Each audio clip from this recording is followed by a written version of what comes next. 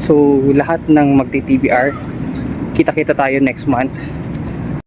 Hi guys, Jaywong here, and andito ulit tayo sa Greenway palagi kasi yun lang ang palapit sa atin. So this is our day 3, week 3 ng ultramarathon training natin. So sabi ko kagabi, maaga ako tatakbo morning since na meron kaming run ng with Tito RC, pero hindi rin ako nakatakbo dahil 5:30 yung takbo at spot gising pa rin ako. So puyat ako, so tendency nun hindi ako wala akong tulog kung tatakbo ako, so hindi rin ako makakatakbo ng maayos. So ngayon na lang ulit ako tatakbo, yeah. And simulan na agad natin to. It's a long run LSD for the night. Hindi tayo nakapag LSD kahapon, so dapat kanina parang 20 plus yung LSD namin. So bawin na lang ako. Let's go guys. Kita nyo ba tong Zamora Circle na to? Tatakbo ko siya dati 44 kilometers. Umiikot-ikot lang ako dyan. Hindi na kinaya ng mental state ko natapusin. Dapat 50k yun eh, kasi hindi ko na talaga kaya. Saka na din pa ako and na-board na ako kakaikot. So isang ikot nun 100 meters, so it's 44.6. Bahala na kayong magbilang kung ilang ikot yun. Basta naikot ko siya dati. I don't know if gagawin ko ulit.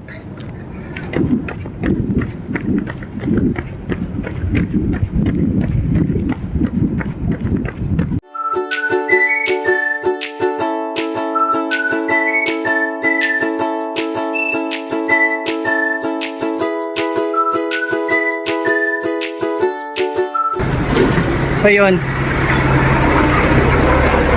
day 3, week 3 ng ultra marathon training natin done.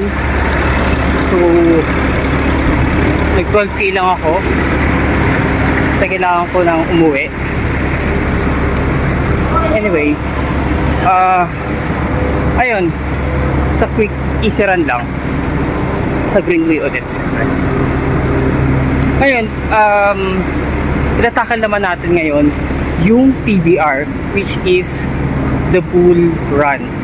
Tama ba? The Bull Run? Yeah.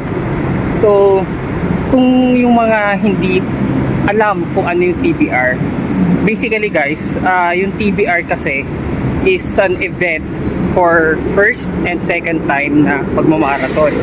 So walang mga elite doon, though meron naman kung hindi pa sila nakakapag marathon, pwede sila sumali doon, yung mga mabibilis, as long as hindi pa sila nakapag marathon or second time nila mag-marathon, pwede sila. Pero yung mga super elite na palaging tumatakbo sa marathon, they are not allowed.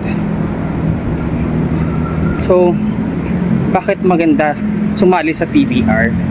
It is because since na wala nga mga elite doon and lahat kayo pare-pareho na first and second time na mag-marathon, kakaibang ano yun, kakaibang experience yun guys, kasi lahat kayo pare-pareho yung pagdadaanan. So para matapos nyo yung TBR, you have to train hard and follow the training block of the TBR, kasi meron naman silang training block na dapat yung isunurin para kayanin nyo yung marathon, because marathon is a marathon guys. It's a 42.2 kilometers and cut-off time is 8 hours. Andun kami next month magsusupport. So lahat ng magti-TBR, kita-kita tayo next month.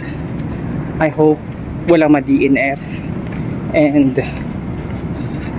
kayanin nyo guys, because kakaibang experience sa TBR. I'm telling you, iba yung atmosphere, maraming mag-cheer sa inyo, iba't ibang run clubs, and if I'm not mistaken 3,000 ata kayong magti-TBR this year. So, good luck sa magti-TBR. Next month na yon, meron na lang kayong 3 weeks na training. Huwag nyo kalimutan mag-taper guys. And carbo loading. And then the day before, enough sleep. Iwasan yung mga injury.